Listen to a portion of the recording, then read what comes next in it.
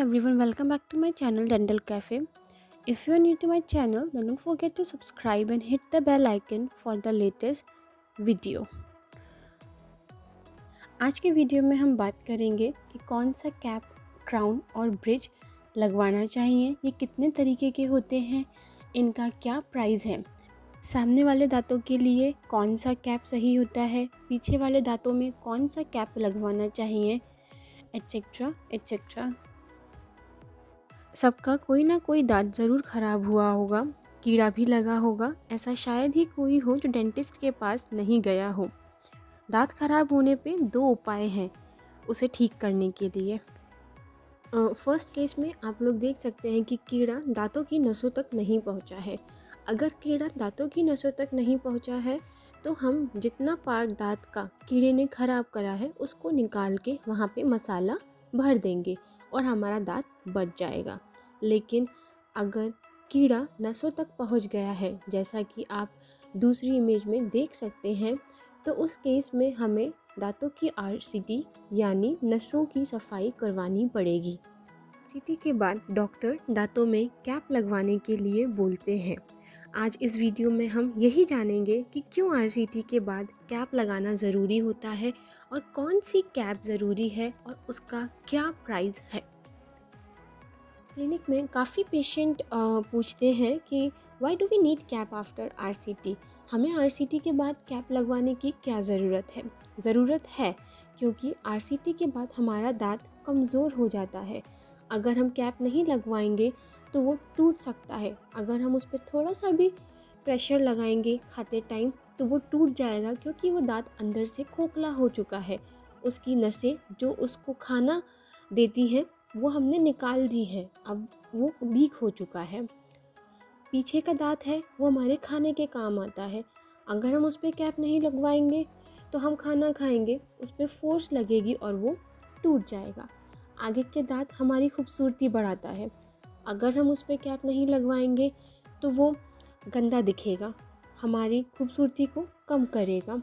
और कैप लगवाने से जो दांत की अपनी लाइफ होती है वो बढ़ जाती है, क्योंकि उसको हमने टूटने से बचा लिया।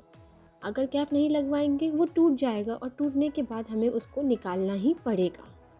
Now types of dental cap और क्राउन। कितने तरह के दांतों के कैप होते हैं। बेसिकली कैप तीन तरीके के होते हैं, मेटल कैप और स्टील कैप। दूसरा जिस पे मेटल के ऊपर दांत के रंग की लेयर चढ़ा दी जाती है, जिसको हम PFM porcelain fuse to metal cap बोलते हैं। तीसरा जो कि सिर्फ दांत के रंग की लेयर का होता है, उसमें हमारा किसी भी तरह का मेटल नहीं होता। पहले हम बात करेंगे मेटल कैप की। तो begin with the metal cap. Metal की कैप के क्या फ़ायदे होते हैं। ये मेटल की बनी होती है, इसलिए इसकी स्ट्रेंथ ज़्यादा होती है, ये ज़्यादा लोड बियर कर सकती है। इसलिए हम इसको पीछे के दांतों में यूज़ करते हैं, क्योंकि उन दांतों से हम खाना खाते हैं और मैक्सिमम फोर्स हमारी पीछे के दांतों में लगती है। और ये लाइट इन वेट होते हैं, क्योंकि इसमें सिर्फ एक ही लेयर है, मेटल की लेयर। बट इसका डिसएडवांटेज है ये अनएस्थेटिक, इट मीन्स ये दिखने में अच्छी नहीं लगती। इसलिए हम इसको सिर्फ पीछे के दांतों में यूज़ करते हैं, और पीछे भी उन दांतों में जो हमें हंसते टाइम नहीं दिखते। आगे के दांतों में इसको यूज़ नहीं करते, क्योंकि ये दिखने में दांत के रंग की नहीं है। अब बात करेंगे दूसरी तरह की कैप, जिसको हम बोलते हैं PFM porcelain fuse to metal. इसमें हम मेटल के ऊपर दांत के रंग की लेयर चढ़ा देते हैं। इसके फ़ायदे क्या हैं कि इसकी भी स्ट्रेंथ अच्छी होती है, बट मेटल के कंपेयर में थोड़ी इसकी स्ट्रेंथ कम होती है। इसको हम पीछे के दांतों में भी और आगे के दांतों में भी यूज़ कर सकते हैं। आगे के दांतों में इसलिए यूज़ कर सकते हैं क्योंकि ये दांत के रंग की होती है, और पीछे के दांतों में इसलिए यूज़ कर सकते हैं क्योंकि ये भी लोड बियर कर सकती है, मेटल से कम, but still it has good strength. Disadvantage of PFM cap, ये हैवी होती है वेट में, क्योंकि इसमें मेटल के ऊपर दांत के रंग की लेयर चढ़ती है। तो इसमें दो लेयर हो गई, जिसकी वजह से हमें दांत को ज़्यादा काटना पड़ता है ताकि कैप के लिए जगह बन जाए।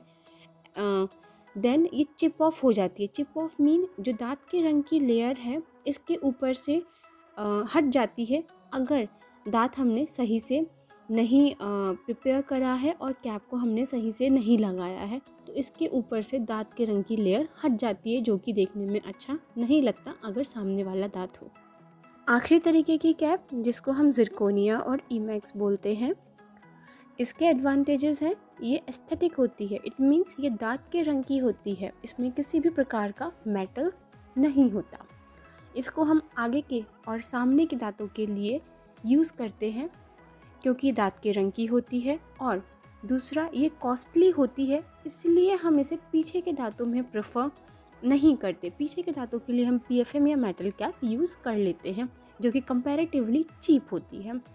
लाइट इन वेट होती है क्योंकि इसमें सिर्फ सिंगल लेयर है दांत के रंग की, मेटल नहीं है अंदर। डिसएडवांटेज, इट इज़ कॉस्टली और एक्सपेंसिव। अब हम बात करते हैं कुछ नई टेक्निक की जो आज के टाइम में बहुत यूज़ हो रही हैं। फर्स्ट है कैड-कैम टूथ। कैड-कैम टूथ मतलब हम कंप्यूटर के द्वारा दांत बनाते हैं। इसमें हम दांतों को पहले मुंह में ही स्कैन करते हैं, फिर उसको डिज़ाइन करते हैं। उसके बाद दांत के रंग का ब्लॉक आता है, उससे हम कंप्यूटर हमारा दांत डिज़ाइन करता है। दूसरी टेक्निक है DMLS। It means direct metal laser sintering technique and it is use for manufacturing of crown and bridges. Laser के थ्रू हम जो हमारे दांत की कैप है या ब्रिज है वो हम बनाते हैं, जिससे क्या होता है, हमारा जो दांत बनता है मेटल का वो पतला बनता है, मोटा बड़ा नहीं बनता, पतली लेयर का बनता है, ताकि हमें दांत कम से कम काटना पड़े। What is the difference between cap and a bridge? So try to understand with figures. Suppose हमारा दांत फ्रैक्चर हो गया है बिकॉज ऑफ एनी रीज़न, किसी भी रीज़न से हमारा दांत टूट गया है, तो पहले हम चेक करेंगे कि हमारे दांतों का नस जो है वो इन्वॉल्व है कि नहीं। अगर नस इन्वॉल्व है, हम उसकी RCT करेंगे। RCT करने के बाद दांतों को थोड़ा सा हम कम करेंगे, रिड्यूस करेंगे, ताकि हमारे पास कैप के लिए जगह बन जाए। कैप के लिए जगह बनाने के बाद हम दांत पे कैप लगा देंगे, तो इसको हम बोलते हैं कैप और क्राउन। अगर हमारा दांत टूटा है और हमने उस पे कैप लगाया है, तो this is we called a prosthesis, cap और a crown. Okay, then bridge और कैप में क्या डिफरेंस है? ओके, ब्रिज क्या होता है, अगर हमारा दांत टूटा नहीं, हमारा दांत निकल गया किसी भी वजह से, कीड़ा लगने की वजह से सड़ गया, उसको हमें निकलवाना पड़ा, तो हम 2 दांत के सहारे से जब वो बीच का दांत लगाएंगे जो हमने निकलवा दिया है, उसको हम ब्रिज बोलेंगे। उसको कैसे लगवाते हैं, हम अगल बगल के दांत को थोड़ा सा कम करेंगे ताकि कैप के लिए जगह बन जाए।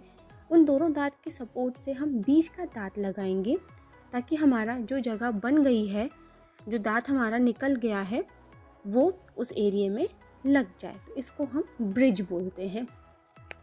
मेरे ख्याल से अब ये सबको क्लियर हो चुका होगा कि हमें कैप लगवाने की ज़रूरत क्यों पड़ती है, कैप क्या होती है, कितने तरीके की होती है, ब्रिज क्या होता है, हमें सामने के दांतों में कैसा कैप लगवाना है, पीछे के दांतों में कैसा कैप लगवाना है। अगर ये वीडियो आप लोगों के लिए हेल्पफुल है तो do like, share and subscribe my YouTube channel and hit the bell icon for the latest update. Thank you for watching.